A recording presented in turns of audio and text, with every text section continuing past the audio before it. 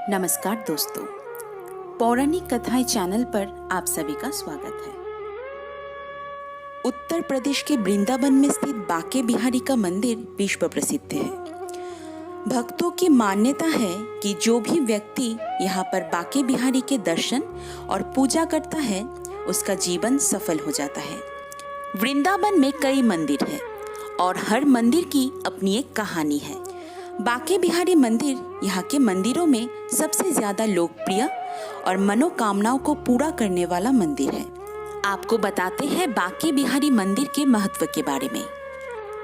बांके का अर्थ होता है 3 कोनों पर मुड़ा हुआ, जो वास्तव में बांसुरी बजाते भगवान श्री कृष्ण की ही एक मुद्रा है। बांसुरी बजाते समय भगवान कृष्ण का दाहिना घुटना बाएं घुटने के पास मुड़ा रहता था और उनका हाथ बांसुरी को थामने के लिए मुड़ा रहता था और इसी दौरान उनका सिर भी एक तरफ हल्का सा झुका रहता था और इसीलिए उनका नाम है बांके बिहारी। इस मंदिर का निर्माण 1860 में हुआ था तथा ये राजस्थानी वास्तुकला का एक नमूना है। इस मंदिर के मेहराब का मुख तथा यहाँ स्थित स्तंभ इस 3 मंजिला इमारत को एक अनोखी आकृति प्रदान करते हैं। बांके बिहारी जी की ये छवि स्वामी हरिदास जी ने निधि वन में खोजी थी। स्वामी हरिदास जी भगवान कृष्ण के अनन्य भक्त थे। इस मंदिर में बिहारी जी की काले रंग की प्रतिमा है। मान्यता है कि इस प्रतिमा में साक्षात श्री कृष्ण और राधा समाये हुए हैं, इसीलिए इनके दर्शन मात्र से राधा कृष्ण के दर्शन का फल मिल जाता है।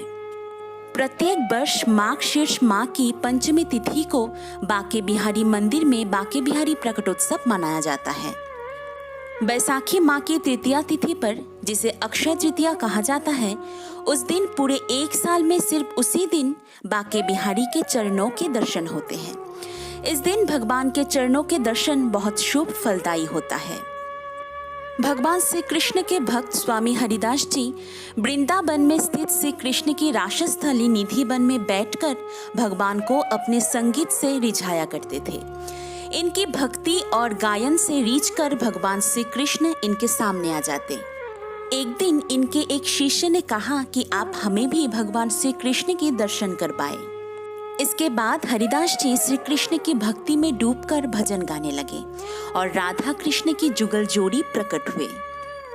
श्री कृष्ण और राधा ने हरिदास के पास रहने की इच्छा प्रकट की, लेकिन हरिदास जी ने कृष्ण से कहा कि प्रभु, मैं तो संत हूँ, आपको लंगोटे पहना दूंगा, लेकिन माता को नित्य आभूषण कहाँ से लाकर दूंगा।